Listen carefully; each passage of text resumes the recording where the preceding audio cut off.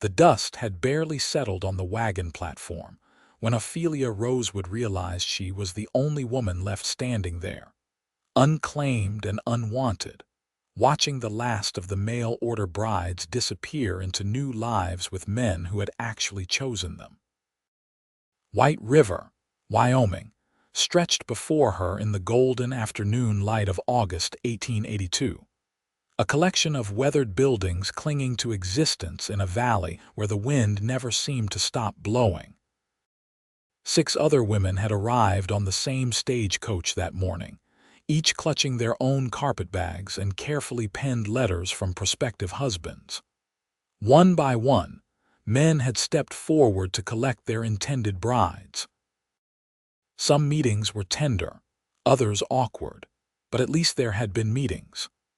Ophelia had watched them all depart until only she remained, her fingers aching from gripping her worn leather bag, her navy traveling dress covered in a fine layer of trail dust.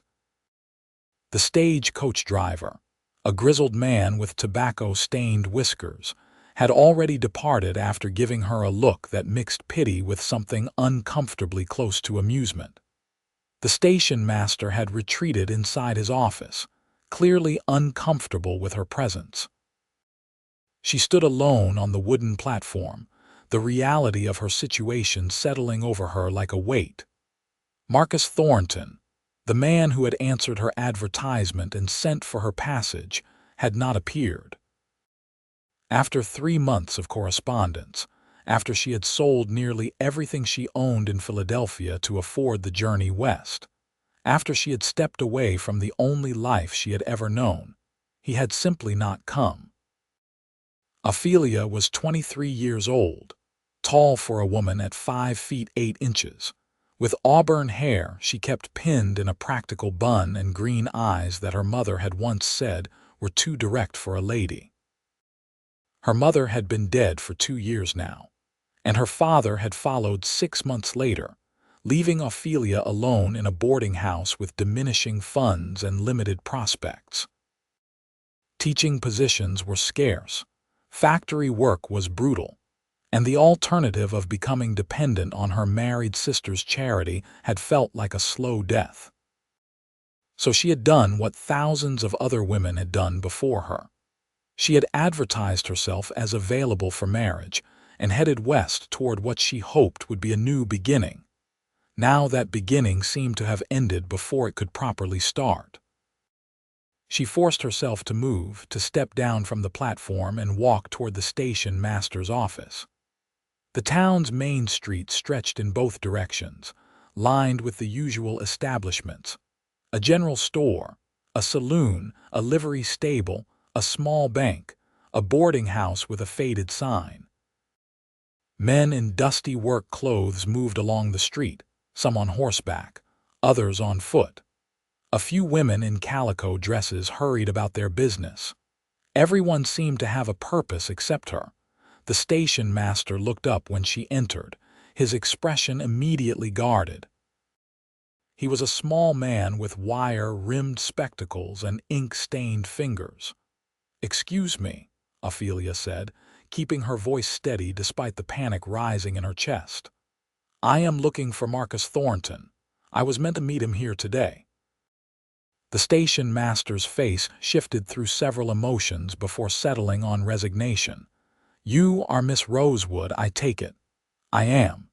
He sighed heavily and pulled a sealed envelope from beneath his counter. "This came for you yesterday." Ophelia took the envelope with trembling fingers. Her name was written across the front in handwriting she recognized from Marcus Thornton's letters. She broke the seal and read quickly, her heart sinking with each word. Marcus Thornton regretted to inform her that his circumstances had changed. He had recently renewed his acquaintance with a former sweetheart, and they had decided to marry. He wished Miss Rosewood well in her future endeavors. He had enclosed $20 for her return journey. He sincerely apologized for any inconvenience. The word echoed in her mind as she stared at the crisp bills tucked into the envelope. $20 to compensate for upending her entire existence. She wanted to laugh or scream or both. Instead, she carefully folded the money and tucked it into her reticule. "Is there a boarding house in town?" she asked quietly. "Mrs. Patterson's place, 3 buildings down on the right, clean rooms, decent meals." The station master paused. "I am sorry, miss, it is a poor way to be treated." "Yes," Ophelia said, "it is." She walked back out into the sunlight, retrieved her carpet bag and small trunk from where they had been deposited beside the platform, and began the walk to Mrs. Patterson's boarding house. Her arms ached from the weight of her belongings, her feet hurt in her traveling boots, and humiliation burned in her cheeks. She kept her head high anyway. She had not come 2,000 miles to collapse in the street. Mrs. Patterson turned out to be a broad, practical woman in her 50s, with kind eyes and flour-dusted hands. She took in Ophelia's situation with a single comprehensive look, and quoted a rate of $3 per week for a room and 2 meals a day. Ophelia paid for 2 weeks in advance, watching her remaining funds dwindle, and followed Mrs. Patterson up a narrow staircase to a small but clean room overlooking the street. "There is water in the pitcher, clean linens on the bed," Mrs. Patterson said. "Supper is at 6. I do not tolerate drinking, gambling, or inappropriate behavior under my roof, but you look like a respectable young woman who would not be inclined toward such things anyway." "Thank you," Ophelia said. "I am looking for work. Do you know of any positions available in town, Mrs.?" Patterson's expression softened further. "I will ask around. Are you a seamstress? I can sew adequately, though I am not trained in dressmaking. I taught school for a year in Philadelphia before my father passed. I can read, write, and cipher. I am willing to work hard at whatever honest employment I can find." "White River is not a large place," Mrs. Patterson said carefully. "Opportunities for respectable work for young women are limited, but I will ask. Sometimes the general store needs help, or families need someone to assist with children or household management." After Mrs. Patterson left, Ophelia sat on the edge of the narrow bed and allowed herself exactly 5 minutes to feel the full weight of her circumstances. Then she stood, washed her face and hands in the basin, changed into a simpler day dress, and went downstairs to begin asking about work. The next 3 days passed in a blur of polite rejections. The general store did not need help. The school already had a teacher. The few families prosperous enough to afford household help either already had it or looked at her with suspicion, clearly uncomfortable with hiring a stranded mail-order bride. The term followed her through town like a shadow. That woman who was not chosen, the one left standing on the platform, the rejected bride. By the 4th day, Ophelia's funds had dwindled to $8, and desperation was beginning to claw at the edges of her composure. She was considering the humiliating prospect of writing to her sister to beg for money, when Mrs. Patterson mentioned that the widow Carlson, who ran a small restaurant at the edge of town, might need kitchen help. The restaurant was a modest establishment with 6 tables, and a menu that seemed to consist primarily of beef, beans, and biscuits. The widow Carlson was a tiny, fierce woman with silver hair and sharp blue eyes who looked Ophelia up and down and said, "You ever worked in a kitchen?" "I have cooked for my family and assisted in the kitchen at the boarding house where I lived," Ophelia said. "I learn quickly, and I am not afraid of hard work. Can you be here at 5 in the morning? Yes. Wages are $4 a week plus meals while you are working. Hours are 5 in the morning until 2 in the afternoon, 6 days a week. Sunday off. No stealing, no laziness, no running off without notice." "That is acceptable, thank you." The widow Carlson nodded curtly. "Start tomorrow." Ophelia walked back to the boarding house feeling as though she could breathe properly for the first time in days. $4 a week would not make her wealthy, but combined with the meals she would receive at the restaurant, it would allow her to survive while she figured out what to do next. Perhaps she could save enough to move to a larger town with more opportunities. Perhaps something else would present itself. For now, she had work, and that was enough. She started at the restaurant the next morning, arriving in the dark to help the widow Carlson prepare for the breakfast rush. The work was exactly as hard as she had anticipated. Washing dishes in water that left her hands raw, peeling potatoes until her fingers cramped, frying eggs and bacon over a hot stove, serving plates to men who barely looked at her or looked at her too much. By the time her shift ended each day, she was exhausted, smelling of grease and smoke, every muscle aching, but she did not complain. She showed up on time, worked efficiently, and kept her thoughts to herself.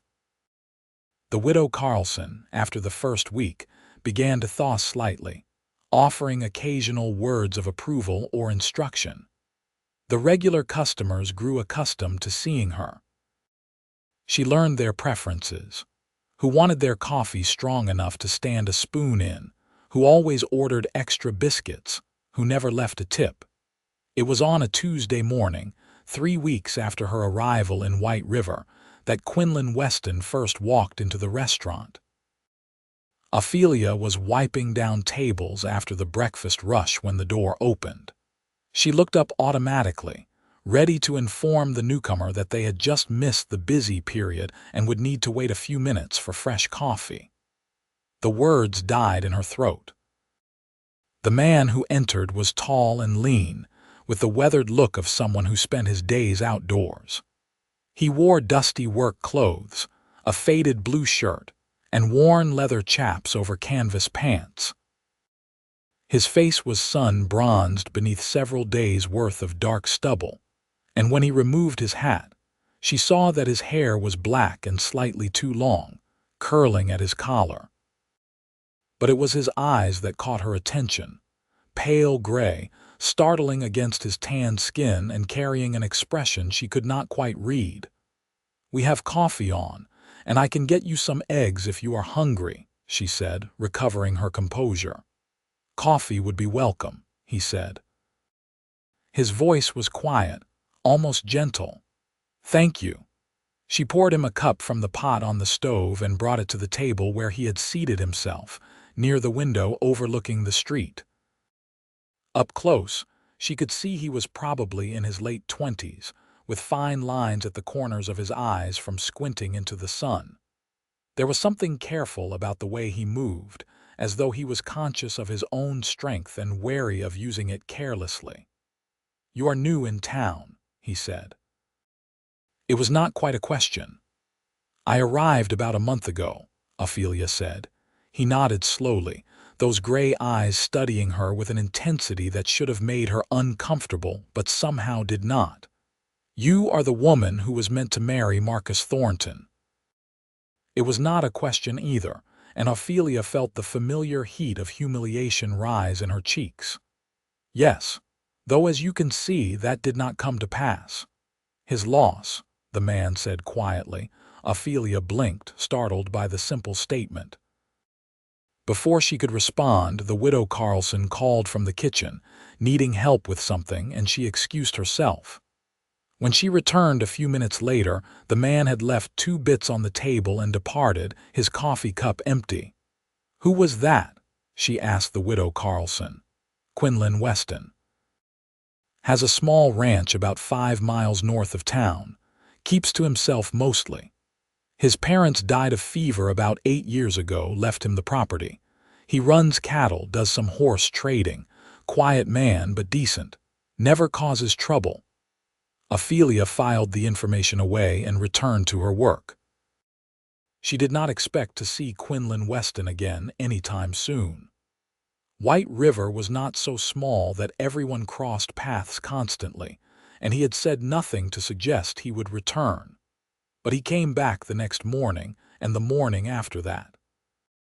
He always arrived late, after the main breakfast rush, always sat at the same table by the window, always ordered just coffee and sometimes eggs or biscuits. He spoke little, but he was unfailingly polite, and Ophelia found herself looking forward to his quiet presence in a way that surprised her.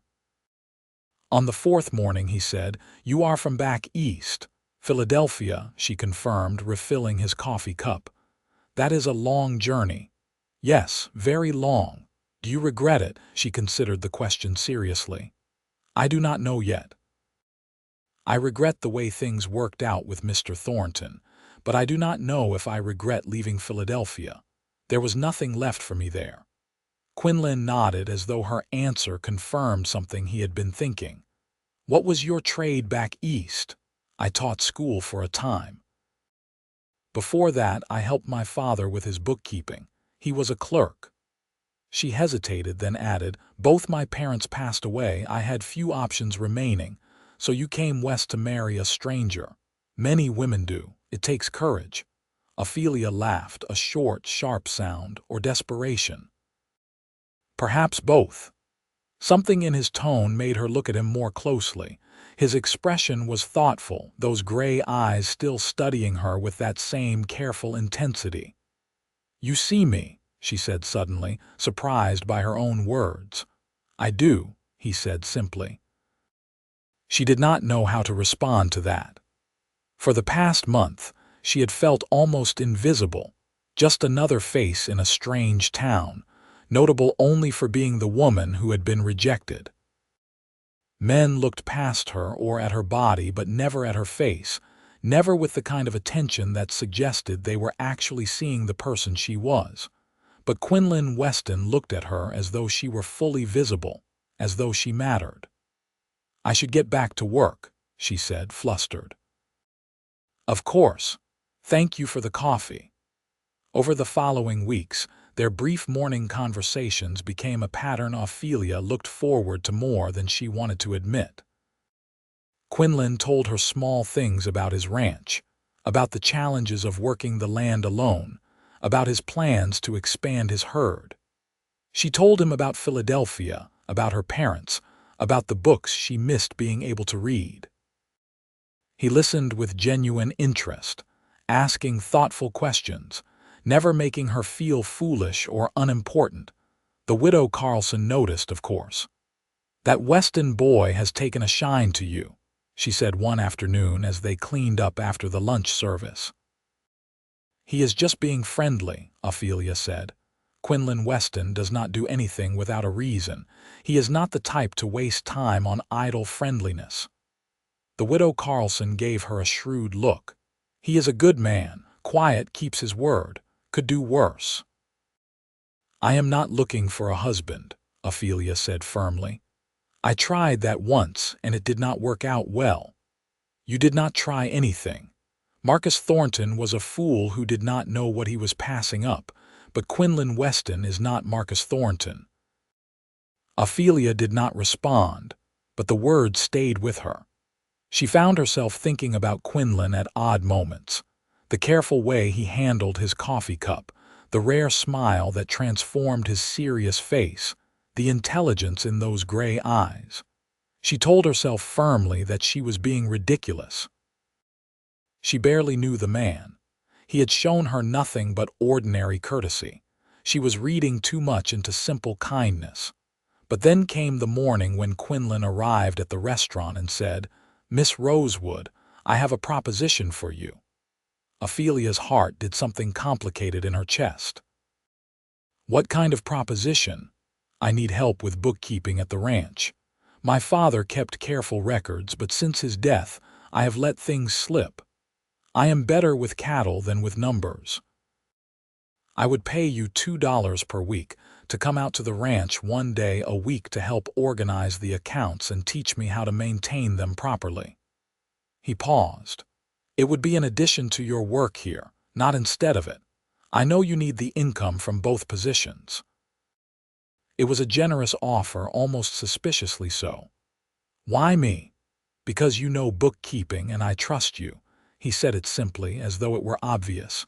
"You barely know me. I know enough. You work hard, you are honest, and you do not give up even when things are difficult. Those are the qualities I value. His gray eyes met hers steadily. If you are concerned about propriety, Mrs. Patterson could accompany you as a chaperone, or you could come on Sundays when other ranch hands are present for the weekly work meeting. Ophelia considered. $2 additional per week would make a significant difference to her ability to save money. And if she was being honest with herself, she wanted to see Quinlan's ranch, wanted to spend more time with him. Sunday afternoons would work. I have that time free from the restaurant. Something that might have been relief crossed Quinlan's face. Sunday afternoons it is. I will come by to collect you this weekend if that suits you. That would be acceptable. Thank you, Mr. Weston. Quinlan, he said. Please, Mr. Weston was my father. Then you should call me Ophelia. His rare smile appeared. Ophelia, that is a pretty name. It is from Shakespeare. My mother was fond of literature. I would like to hear more about her sometime if you are willing to share. The simple request, spoken with genuine interest, made Ophelia's throat tighten unexpectedly. Yes, she said quietly. I would like that. That Sunday, Quinlan arrived at Mrs. Patterson's boarding house driving a sturdy wagon pulled by 2 well-kept horses. He helped Ophelia onto the bench seat with careful courtesy, and they set off north out of town. The day was clear and warm, typical for late September in Wyoming, and the landscape stretched out around them in rolling hills covered with late-season grass. The ranch is about 5 miles out, Quinlan said. My father chose the location because there is good water from a creek that runs through the property year-round. It is not a large operation, but it is steady. As they drove, he pointed out landmarks, a distinctive rock formation, a stand of cottonwoods marking where the creek ran, the boundary lines of his property. Ophelia listened, absorbing everything, feeling something tight in her chest begin to loosen. She had not realized how much she missed being outside the confines of town, away from watching eyes and whispered comments. The ranch house came into view as they crested a small rise. It was a modest structure, built of logs with a stone chimney, but it looked solid and well-maintained. Beyond it stood a barn, a corral, and several smaller outbuildings. Cattle grazed in the distance, and she could hear the creek Quinlan had mentioned, its sound carrying on the breeze. It is beautiful, she said honestly. Quinlan looked pleased. It is home. Come, I will show you the office where my father kept his records. The interior of the house was neat, but clearly lacking a woman's touch. The main room served as both kitchen and living area, with a large stone fireplace, a sturdy table and chairs, and basic furnishings. Quinlan led her to a smaller room off to the side that served as an office. A desk stood beneath the single window, and shelves lined the walls, holding ledgers, papers, and various items. Everything is here somewhere, Quinlan said, gesturing at the organized chaos. I know roughly what I have in terms of livestock and supplies, but the detailed records have not been properly maintained since my father died. I need to know exactly where I stand financially if I am going to make good decisions about expanding the operation. Ophelia surveyed the room, her fingers already itching to bring order to the disorder. Do you have the most recent complete ledgers?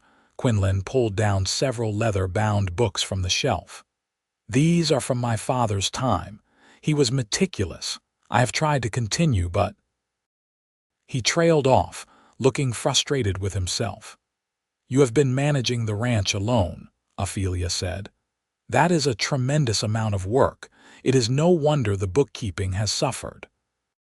She spent the next 3 hours going through records, asking Quinlan questions about current inventory, recent sales, and expenses. He answered patiently, sometimes having to go search for receipts or documents to clarify details. Gradually, a picture emerged of a ranch that was surviving but not quite thriving, held back not by lack of resources but by lack of clear financial planning. "You have a solid foundation here," she said finally, sitting back from the desk.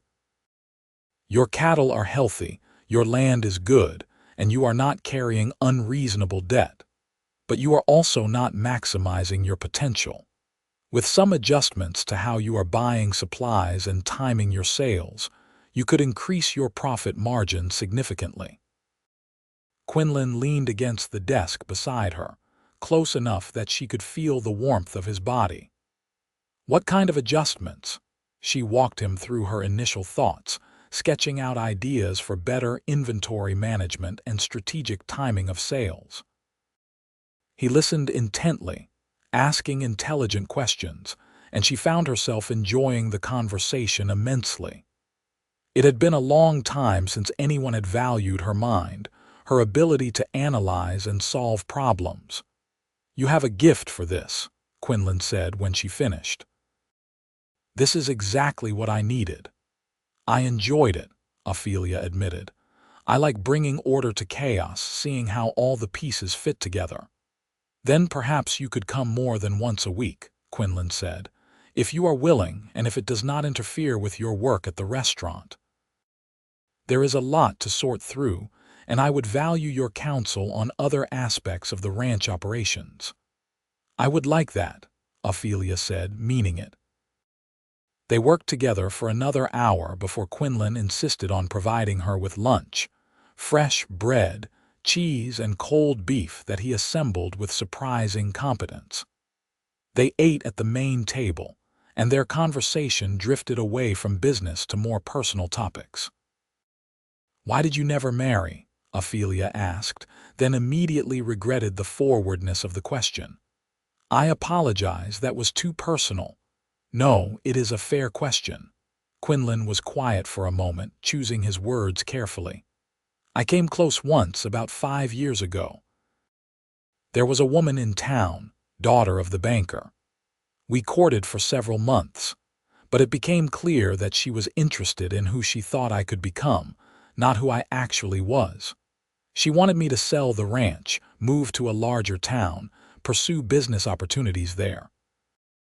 When I said no, that this land was important to me, she ended things. I am sorry. I am not anymore. She was right to end it. We wanted different things, but it made me cautious. I would rather be alone than pretend to be someone I am not." He looked at her directly. "You understand that, I think." "Yes," Ophelia said quietly. "I do. The women at the station that day, the other mail-order brides, they were all chosen first. Do you know why?" Ophelia shook her head, the old hurt stirring. "Because the men who chose them were looking for what they expected to find: quiet, compliant women who would not challenge them, women who would fit into their lives without causing any disruption." Quinlan's gray eyes were intent on hers. "But you were different. I watched you standing there after everyone else had left. You were terrified, I could see that, but you did not break. You held your head high and figured out what to do next. That takes real strength. Or stubbornness," Ophelia said, her voice not quite steady. "The best people are stubborn. They have to be to survive."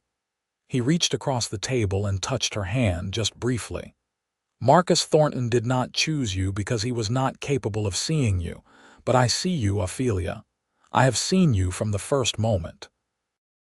The world seemed to narrow to just the two of them, sitting at a worn wooden table in a ranch house miles from anywhere.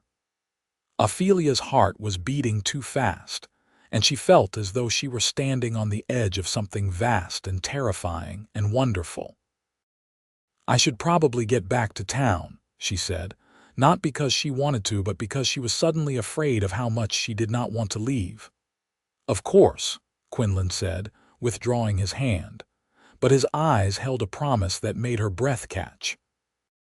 On the ride back to White River, they spoke of inconsequential things, but Ophelia was acutely aware of Quinlan beside her, the strength of his hands on the reins, the quiet competence he radiated. When they reached Mrs. Patterson's boarding house, he helped her down from the wagon with his hands on her waist, and she felt the touch through the layers of her dress like a brand. "Thank you for today," he said. "For your help with the books and for your company. Both were equally valuable." "Thank you for trusting me with this work," Ophelia said. "I will see you tomorrow morning at the restaurant." "Tomorrow morning," he confirmed. "And next Sunday, if you are still willing." "I am willing." She watched him drive away, then went inside, her mind spinning. Mrs. Patterson took one look at her face and smiled knowingly, but said nothing, for which Ophelia was grateful. She was not ready to put words to what was happening between her and Quinlan, not when she barely understood it herself. The weeks that followed fell into a pattern that felt both comfortable and charged with possibility. Every Sunday, Quinlan collected her and took her to the ranch. They worked on the books together, and Ophelia gradually brought order to years of neglected record-keeping. But they also talked, sharing stories and thoughts and dreams. He told her about his parents, about growing up on the ranch, about his hopes for the future. She told him about Philadelphia, about the grief of losing her parents, about the books she loved and the ideas that fascinated her. And slowly, so gradually that she almost did not notice it happening, they grew closer. He found excuses to touch her hand when pointing out something in the ledgers. She found herself sitting nearer to him than strictly necessary. Their conversations grew longer, stretching past the work that needed to be done into the early evening hours. He started keeping better food in the house for when she visited, learning what she liked. She started noticing small improvements around the ranch house. New curtains in the office window, a vase for wildflowers on the table. Things that suggested he was thinking about making the space more welcoming for her. In town, people began to notice. The widow Carlson made approving comments. Mrs. Patterson looked pleased. Some of the other townspeople were less kind, whispering that the rejected bride had finally found someone desperate enough to take her. Ophelia tried not to let the gossip bother her, but sometimes it hurt. "Ignore them," Quinlan said firmly one Sunday when she mentioned the whispers. "They have small lives and smaller minds. What we have is none of their business." "And what do we have?" Ophelia asked, the question she had been holding back for weeks finally breaking free. They were sitting on the porch of the ranch house, watching the sun set over the hills. Quinlan was quiet for a long moment, and Ophelia's heart sank, fearing she had pushed too hard, asked too much. But then he reached over and took her hand, lacing his fingers through hers. "I've tried to go slowly," he said quietly. "I did not want to rush you or pressure you. You came to Wyoming looking for one future and had it taken away. I did not want to be another man forcing his expectations on you." "You could never be that," Ophelia said. "You have only ever seen me as myself." "I see you," Quinlan agreed. "And what I see is the woman I want to build a life with if she will have me." He turned to face her fully, his gray eyes serious and intent. "I love you, Ophelia. I think I have loved you since that first morning in the restaurant when you were exhausted and hurting but still standing tall. I love your strength and your intelligence and your stubborn refusal to give up. I love the way your mind works, the way you bring order to chaos. I love your laugh and your directness, and the way you are not afraid to challenge me when you think I am wrong." Ophelia felt tears prickling at the corners of her eyes. "I love you too," she said, her voice breaking slightly. "I did not expect to, did not even want to, but I do. I love your kindness and your integrity and the careful way you move through the world. I love that you listen when I talk, that you value my thoughts. I love your quiet strength and the way you make me feel seen in a way I have never felt before." Quinlan raised their joined hands and kissed her knuckles, a gesture so tender it made her heart ache. "Then marry me." Not because you need a husband or because you have no other options, but because we choose each other. Because what we have built together is worth keeping." "Yes," Ophelia said without hesitation. "Yes, I will marry you." He pulled her close then, and she went willingly, feeling his arms come around her solid and sure. When he kissed her, it was gentle at first, almost reverent, and then deeper as she responded, her hands coming up to frame his face. The kiss tasted of promises and new beginnings, of choices freely made and futures embraced.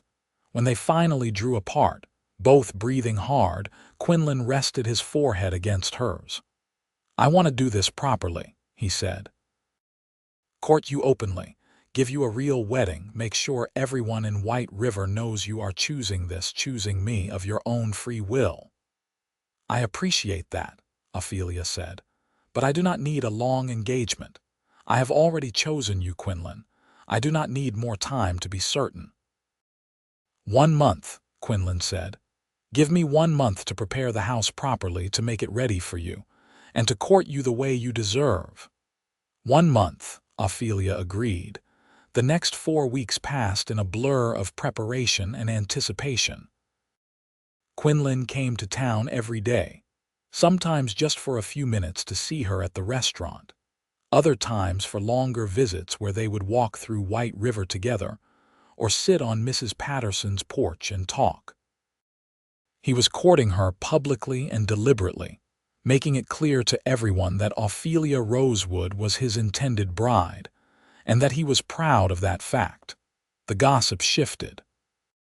Where before people had whispered about the rejected bride, now they talked about the love match between the quiet rancher and the Eastern woman who had won his heart. It was not universally positive. There were still those who looked at Ophelia with judgment or suspicion. But increasingly, people began to accept them as a couple, to offer congratulations and good wishes. Ophelia continued working at the restaurant, saving every penny she could toward her future. She also worked with Mrs. Patterson to alter one of her mother's dresses, a simple but elegant gown of deep green silk that she had brought west with her as a reminder of home. With careful work, they transformed it into a suitable wedding dress, something that honored her past while embracing her future. On Sundays, Quinlan showed her the improvements he was making to the ranch house. He built new shelves for the books she told him she hoped to acquire. He repaired and painted the bedroom that would be theirs, hanging new curtains and ensuring the window opened properly to let in fresh air. He even attempted to build furniture, resulting in a slightly lopsided nightstand that Ophelia declared was perfect precisely because he had made it for her. "I want you to feel like this is your home," he told her as they stood together in the main room, looking at everything he had done.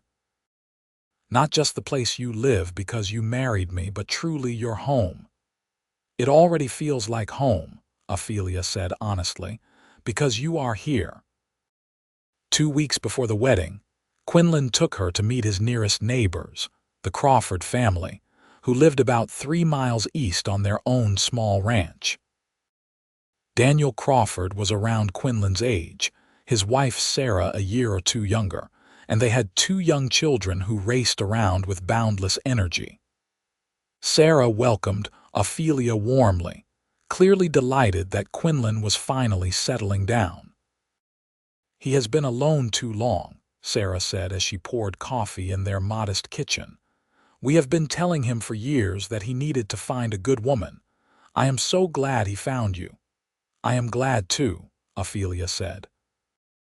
Over supper, Daniel and Quinlan discussed ranch business, the challenges of the upcoming winter, plans for spring roundup. Sarah asked Ophelia about Philadelphia, about her journey west, about her plans for the ranch house.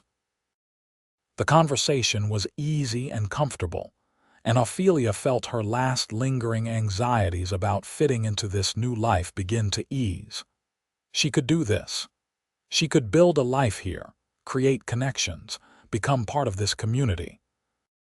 As they drove back to the ranch in the gathering dusk, Quinlan said, "They liked you. Sarah told me privately that she thought I had chosen well. I liked them too. It is good to know we have friendly neighbors. Daniel and I help each other during busy seasons, and Sarah will be a good friend to you if you let her. She is kind and sensible." He paused. "I know this life is very different from what you knew in Philadelphia. Ranch life is hard work and it can be isolating, especially in winter. I want to make sure you know what you are getting into." "I do know," Ophelia said, "and I am not afraid of hard work or isolation. I am only afraid of not being seen, of not mattering, and with you I always feel seen." "You are seen," Quinlan said quietly, "always." The wedding took place on a clear October morning in the small church at the center of White River. Ophelia wore her altered green silk dress and carried a simple bouquet of late-season wildflowers that Quinlan had gathered for her that morning. She walked down the aisle alone, without a father or brother to give her away, but she did not feel alone. Quinlan stood at the front of the church watching her approach, and the expression on his face made her heart soar. The ceremony was brief, the words familiar but made new by the depth of feeling behind them. When the minister pronounced them husband and wife, Quinlan kissed her with a tenderness that made several women in the congregation sigh audibly. They walked back down the aisle together, hands clasped, facing their future united. The widow Carlson had insisted on hosting a small wedding breakfast at the restaurant, closing it to regular customers for the occasion. Mrs. Patterson had baked a cake, and several townspeople had contributed dishes. It was not an elaborate affair, but it was warm and genuine, and Ophelia felt embraced by the community in a way she had not expected.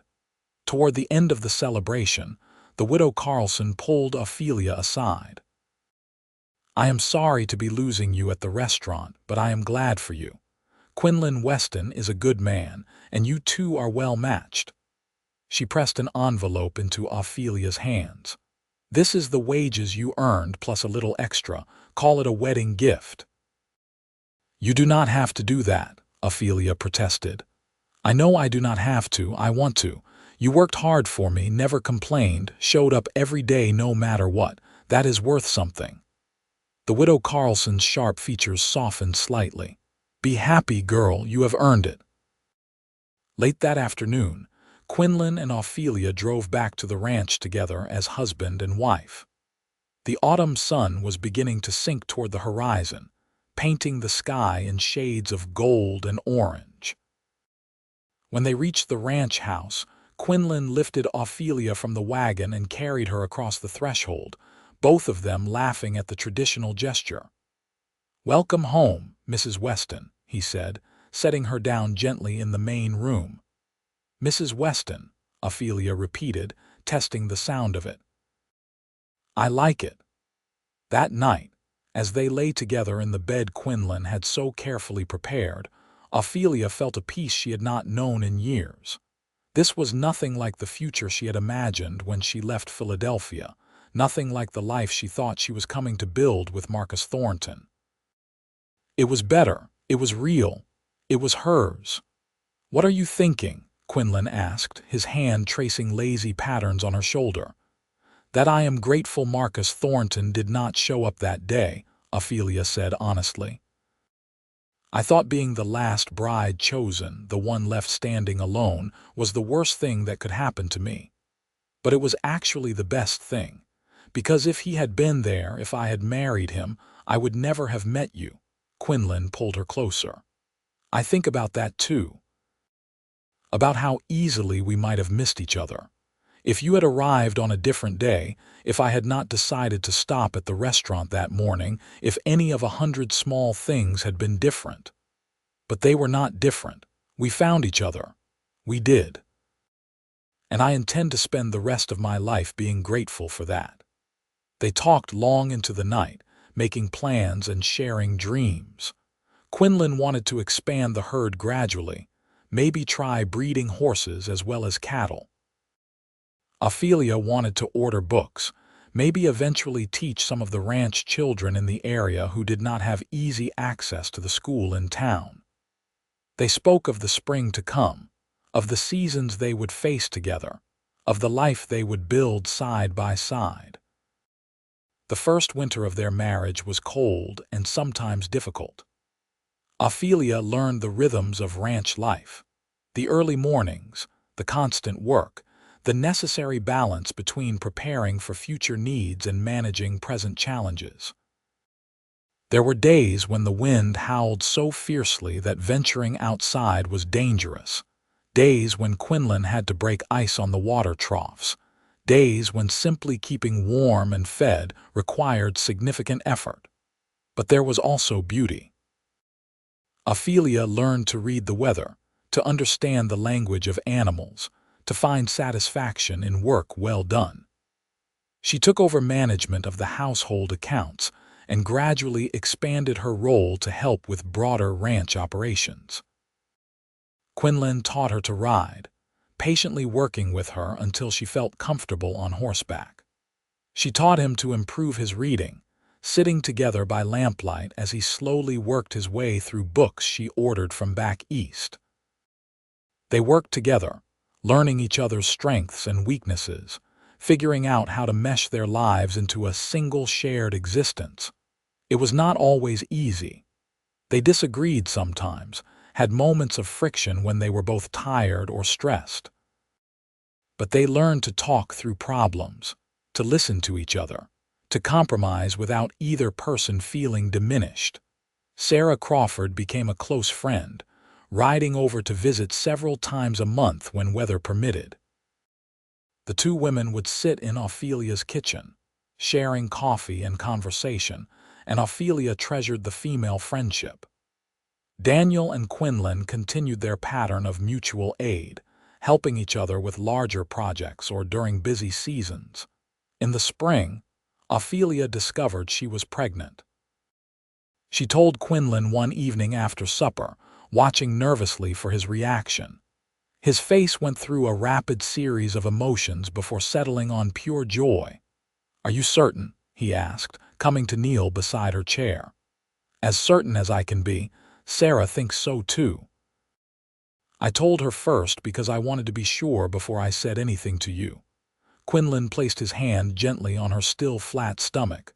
"We are going to have a child. Does that frighten you?" "Terrifies me," he admitted, "and makes me happier than I can express, both at once." He looked up at her, his gray eyes bright. "Thank you." "I did not do it alone," Ophelia said, laughing slightly. "No, but you are the one who will carry our child, who will go through the pain of bringing them into the world. That is a gift I can never repay." The pregnancy progressed without major complications, though Ophelia found the summer heat oppressive as her belly swelled. Quinlan was attentive to the point of being slightly overbearing, constantly worrying about her doing too much work. Sarah laughed at his anxiety and told Ophelia to enjoy being pampered while it lasted. Their daughter was born in late November, delivered by Sarah Crawford, with the assistance of the midwife from White River. It was a long and difficult labor, and there were hours when Quinlan paced outside, tormented by the sounds of Ophelia's pain. But when he was finally allowed into the room and saw his wife holding their newborn daughter, everything else fell away. "She is perfect," he said, his voice rough with emotion. "She is," Ophelia agreed, exhausted but radiant. "What should we name her?" They had discussed names throughout the pregnancy but had never quite settled on one. Now, looking at their daughter's tiny face, Quinlan said, "Rose." "For Rosewood, your maiden name, so she carries something of where you came from." Ophelia's eyes filled with tears. "Rose Weston. I love it." Rose proved to be a strong, healthy baby with her father's gray eyes and her mother's auburn hair. The early months were exhausting, a blur of sleepless nights and constant feeding, but Ophelia found herself experiencing a depth of love she had not known was possible. Watching Quinlan with their daughter, Seeing his gentleness and wonder only deepened her love for him. As Rose grew into a toddler, becoming more independent and curious, Ophelia and Quinlan found their rhythm as parents. Quinlan built a small fence around the porch so Rose could play outside safely while they worked. Ophelia created a schedule that balanced childcare with the work that needed to be done. Sarah's children provided playmates when the families visited, and Rose thrived in the loving, stable environment her parents created. 3 years after Rose was born, Ophelia became pregnant again. This pregnancy was easier, perhaps because she knew what to expect.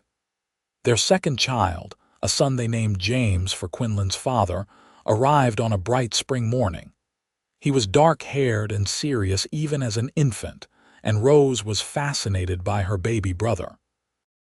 The ranch continued to grow and prosper under their joint management. Quinlan's careful stewardship of the land, combined with Ophelia's financial acumen, resulted in steady expansion. They added to their herd, improved their buildings, invested in better breeding stock. It was never dramatic wealth, but it was solid prosperity, the kind that provided security and comfort. When Rose was 6, Ophelia began teaching her to read, and word spread among their neighbors.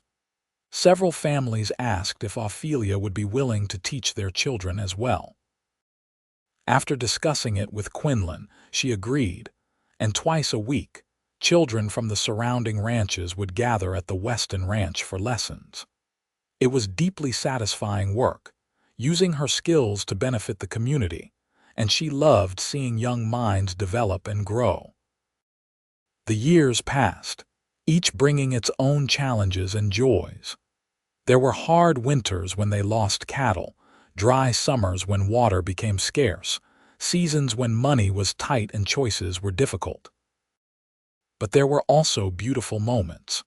Rose's first day helping with the cattle, James learning to ride, anniversaries celebrated with quiet dinners after the children were asleep, mornings waking up beside Quinlan and feeling grateful for another day together.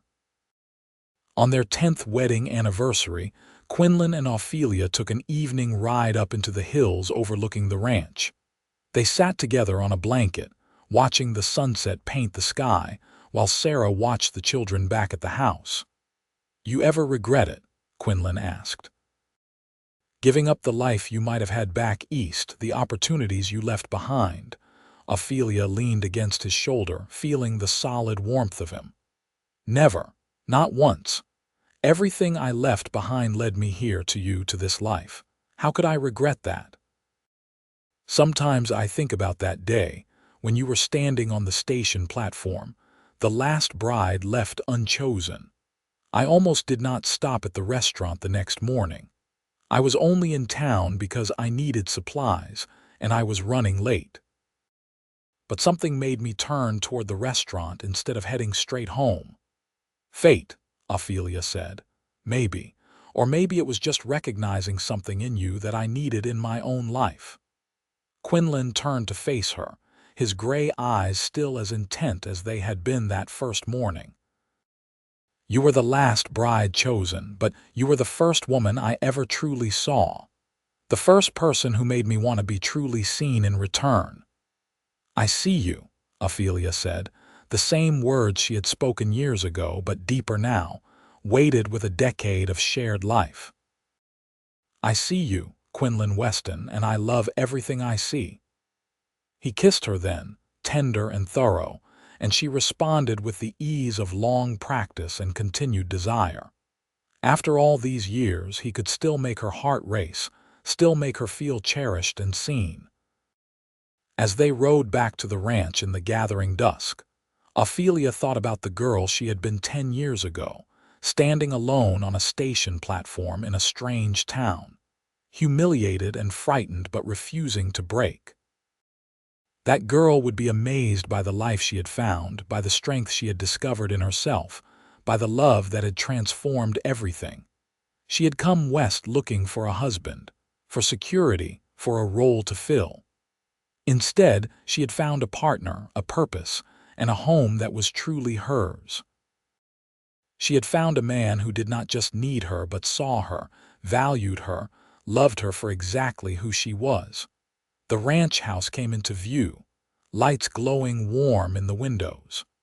Rose appeared on the porch, waving excitedly, with James toddling behind her. Sarah emerged, smiling, ready to report on the children's behavior. This was her life now, messy and challenging and beautiful, filled with work and love and purpose. "Ready to go home, Mrs. Weston?" Quinlan asked, his voice warm with affection. "Always," Ophelia said. "As long as home is where you are." They rode the last distance together, side by side, heading toward the light and warmth and love that waited for them. Behind them, the sun set over the Wyoming hills, painting the end of another day in their shared life. Ahead lay years still to come, challenges to face and joys to celebrate, children to raise and dreams to pursue. But all of that would come in its own time. For now, Ophelia was simply grateful. For the journey that had brought her here, for the man who rode beside her, for the children waiting on the porch, for the life they had built together from courage and choice and love. She had been the last bride chosen, left standing alone on a station platform while others found their futures.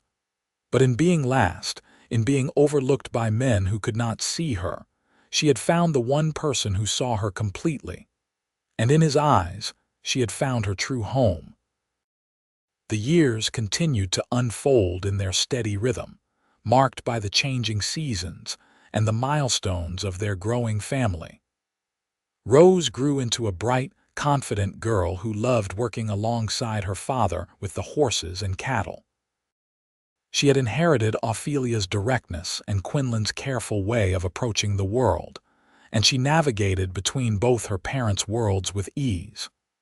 James, more reserved than his sister, showed early signs of his mother's gift with numbers and his father's deep connection to the land. He would stand for long periods watching the cattle, observing their behavior, and making astute comments that surprised both his parents with their insight. When Rose was 8 and James was 5, Ophelia's small teaching operation expanded significantly. The families in the surrounding area formally petitioned the county to establish a proper school, with Ophelia as the teacher. A small schoolhouse was built halfway between the Weston Ranch and White River, funded by contributions from the families who would benefit. Ophelia taught 3 days a week during the school year, and Quinlan adjusted his work schedule to manage both the ranch and the children during her absence. "I am proud of you," he told her the night before the school officially opened. "You came here thinking you would be just someone's wife, and look what you have become. Teacher, rancher, mother, pillar of this community. I could not have become any of those things without you," Ophelia said. "You made space for me to grow, supported my dreams even when they meant more work for you." "We support each other," Quinlan said simply. "That is what partners do." The teaching brought new dimensions to Ophelia's life. She loved working with the children, seeing their understanding develop, watching shy students gain confidence. She also became more integrated into the wider community, building relationships with families across the region. The school became a gathering place, hosting occasional community events and providing a center for the scattered ranch families to connect. As Rose entered her teenage years, she began to chafe slightly against the limited opportunities available to young women, even in the more flexible environment of ranch life. She wanted to learn everything: how to break horses, how to manage breeding programs, how to negotiate sales. Some of the neighboring ranchers found her ambitions unseemly, but Quinlan supported her fully, teaching her everything he knew and treating her as he would a son. "She will need to know all of this," he said, when Ophelia expressed mild concern about the gossip Rose's involvement was generating. Whether she runs this ranch herself someday or marries someone and helps run theirs, this knowledge will serve her well. I will not limit her education because some people think women should not understand cattle. I agree with you, Ophelia said. I just worry about her facing criticism. She comes from strong stock, Quinlan said, pulling Ophelia close. She has your stubbornness and determination. She will be fine. James, meanwhile, discovered a passion for breeding and animal husbandry. He spent hours studying the cattle, making careful notes on traits and characteristics, developing theories about how to improve the herd. When he was 12, Quinlan gave him responsibility for a small group of cattle as his own project, allowing him to make decisions and learn from the results. The boy approached it with scientific precision, keeping detailed records and testing his hypotheses. Ophelia watched him work and saw her own love of order and analysis reflected back. Life was not without its sorrows. The widow Carlson passed away when Rose was 10, and Ophelia grieved the loss of the woman who had given her that first crucial job.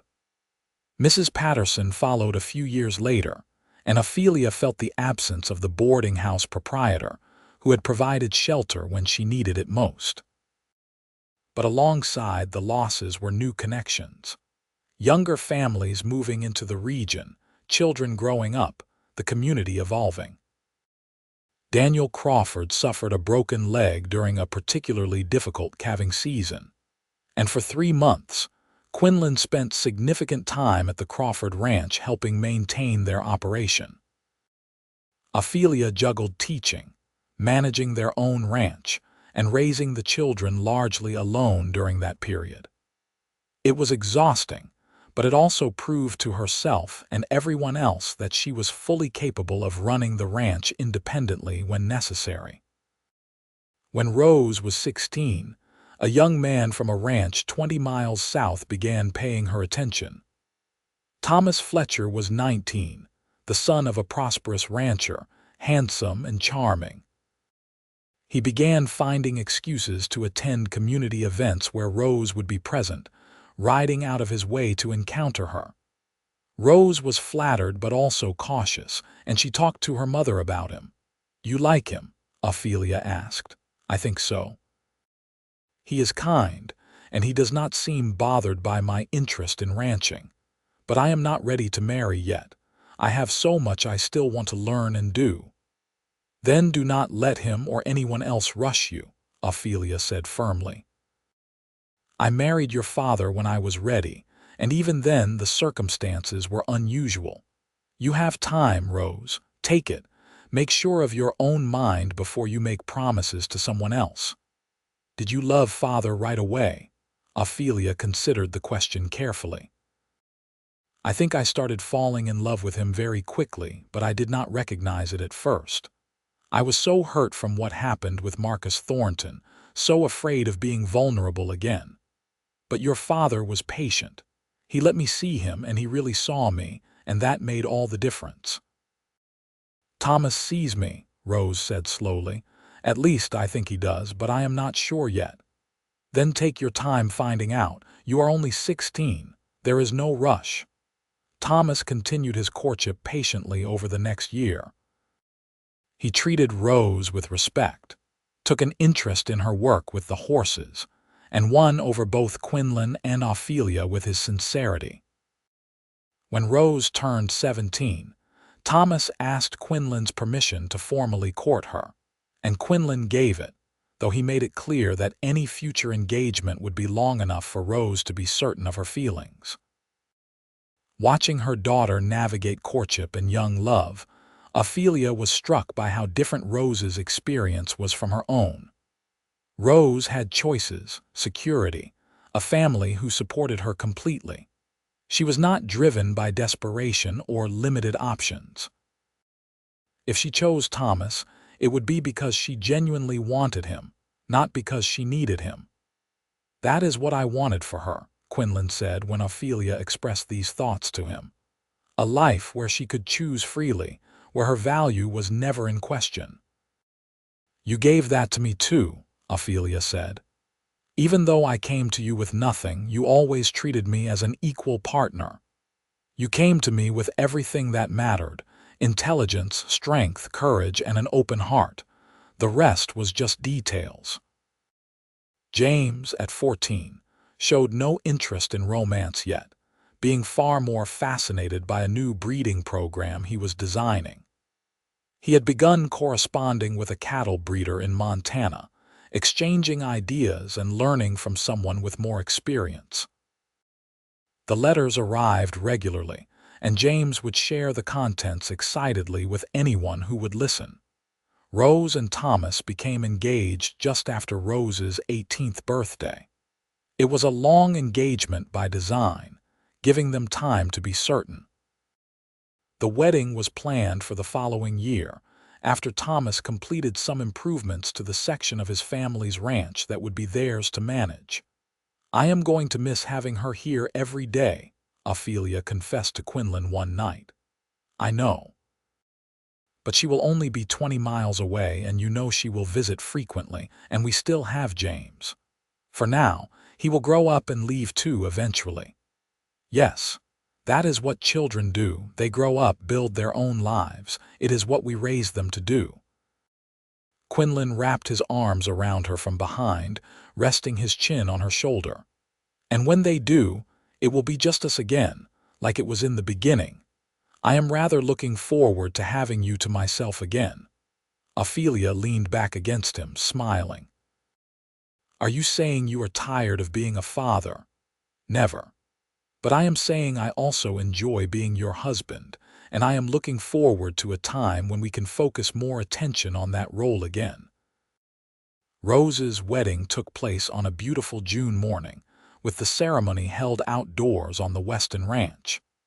The whole community attended, filling the chairs that had been set up in the carefully maintained area near the house. Rose looked beautiful in a dress Ophelia had helped her make, and Thomas looked at her with an expression that reminded Ophelia powerfully of how Quinlan had looked at her on their own wedding day. He will be good to her, Quinlan said quietly as they watched their daughter take her vows. Yes, Ophelia agreed. I believe he will. After the ceremony, there was a large celebration with food and dancing. Ophelia watched as Rose and Thomas moved among their guests, accepting congratulations and good wishes. Sarah Crawford, now gray-haired but still energetic, came to stand beside her. Hard to believe she is old enough to marry, Sarah said.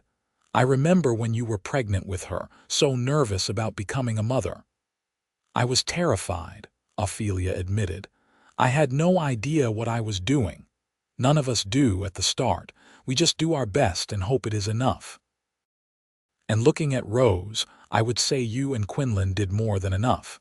She is a fine young woman. Later, as the celebration was winding down, Rose found Ophelia and pulled her aside. Thank you, Mother, for everything. For teaching me that I could be more than just someone's wife, that I could have my own skills and knowledge. For showing me what a real partnership looks like. I want what you and Father have with Thomas. Ophelia hugged her daughter tightly, blinking back tears. You will build your own version of it, and it will be perfect for you.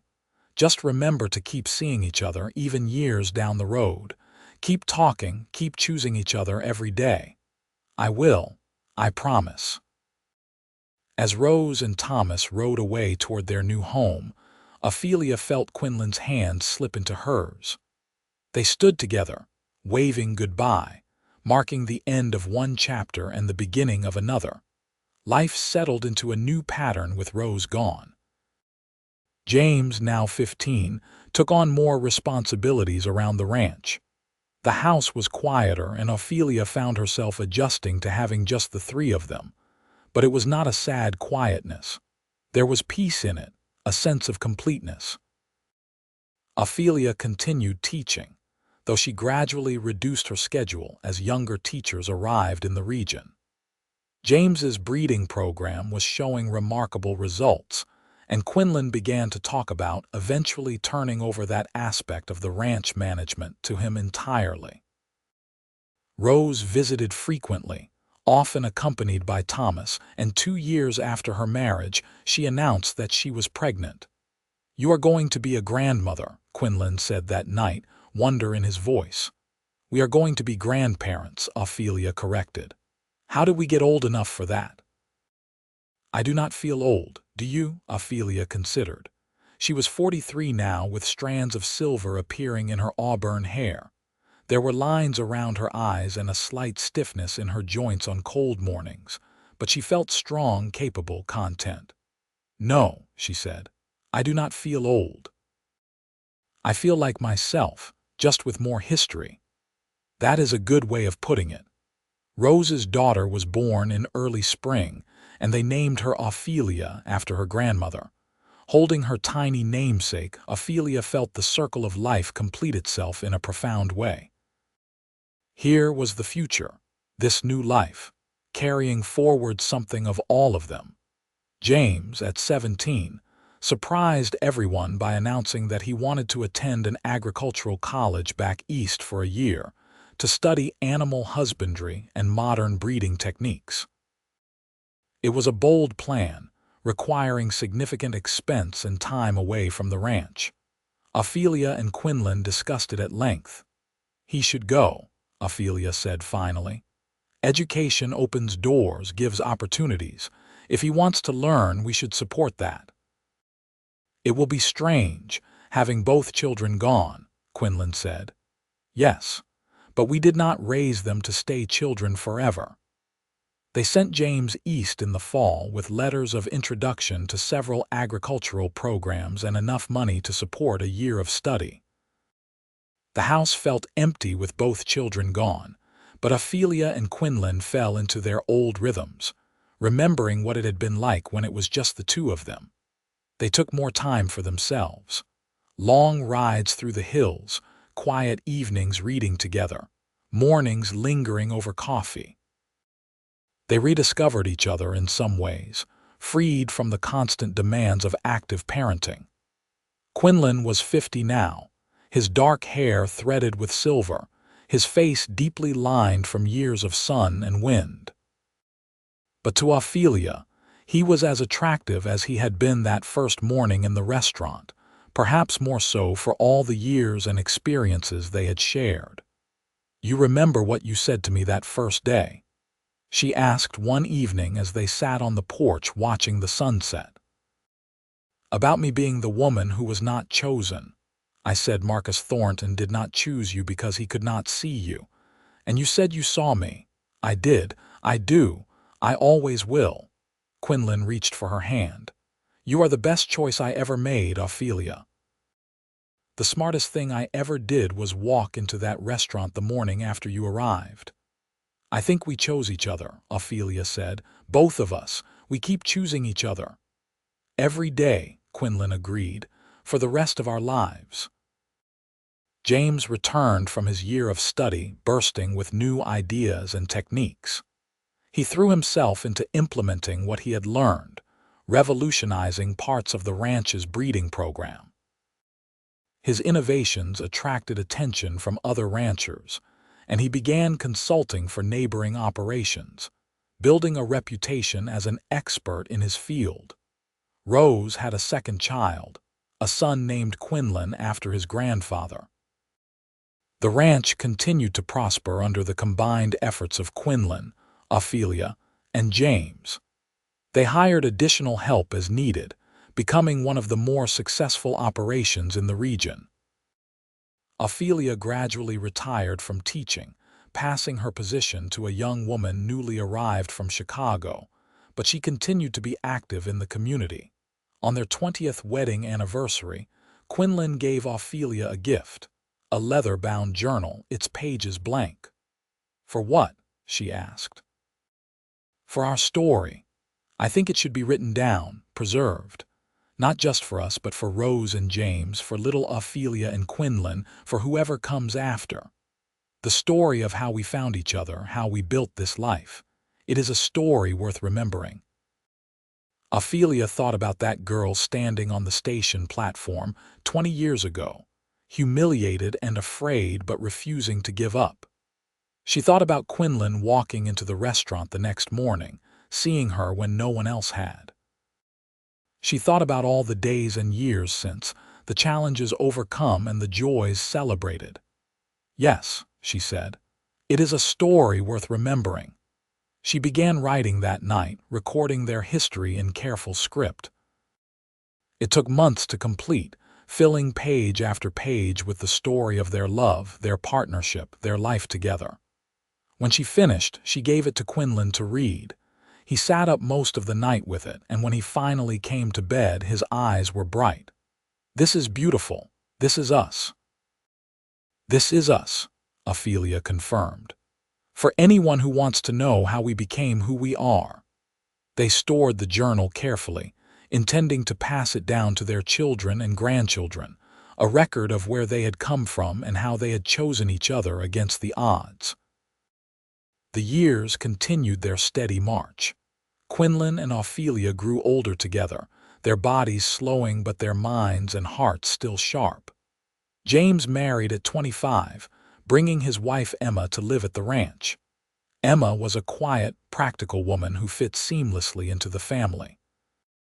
Rose and Thomas had 2 more children, expanding their family to 4. The grandchildren visited regularly, filling the ranch house with noise and energy during holidays and special occasions. Ophelia and Quinlan gradually passed more responsibility for the ranch to James while maintaining their advisory roles. They had worked hard for decades, and they had earned the right to a slower pace. They still helped during busy seasons, still contributed their knowledge and experience, but they also took more time for themselves. On a morning in early spring, nearly 30 years after their wedding, Ophelia woke to find Quinlan already awake, watching her with that same intense gaze he had always had. "What?" she asked, smiling. "I was just thinking about how lucky I am," he said. 30 years, and I still wake up grateful that you are beside me. I am grateful too, every single day. Do you remember what you told Rose before she married Thomas, about keeping seeing each other, about choosing each other every day? Yes, we did that. We are still doing that." "We are," Ophelia agreed. She reached out to trace the lines of his face, familiar and beloved. "I see you, Quinlan Weston. After 30 years, I still see you, and I see you. Always." They rose together and went out onto the porch to watch the sun rise over the ranch they had built together. The land stretched out before them, marked by decades of careful stewardship. In the distance, they could see James moving among the cattle, continuing the work they had begun. Later that day, Rose would visit with the grandchildren. Life continued its patterns, generation after generation. But in that quiet morning moment, it was just the 2 of them, watching the light spread across the valley. 2 people who had found each other when they both needed finding, who had built a life from courage and choice and stubborn love. "No regrets?" Quinlan asked quietly. "None," Ophelia said firmly. "Not a single one." She thought about that station platform in White River, about being the last bride chosen, about the humiliation and fear of that moment. And she thought about what had come from it, this life, this love, this family, this home. She had needed to be last, needed to be overlooked by Marcus Thornton, needed to be standing there alone so that the next morning Quinlan Weston could walk into a restaurant and truly see her for the first time. "It was all worth it," she said. "Every moment, every challenge, every fear. It was all worth it to end up here with you." "For me too," Quinlan said. He pulled her close, and they stood together on the porch of their home, watching the start of another day in their shared life. Behind them lay decades of history. Struggles overcome, joys celebrated, a family raised, a ranch built into something strong and lasting. Ahead lay, however, many years they had remaining, to be lived with the same partnership and love that had carried them through all the years before. The sun crested the hills, flooding the valley with golden light. A new day was beginning, full of familiar routines and small pleasures. And Ophelia and Quinlan faced it together as they had faced everything else. Hand in hand, heart to heart, seeing each other clearly and choosing each other absolutely, just as they always had and always would.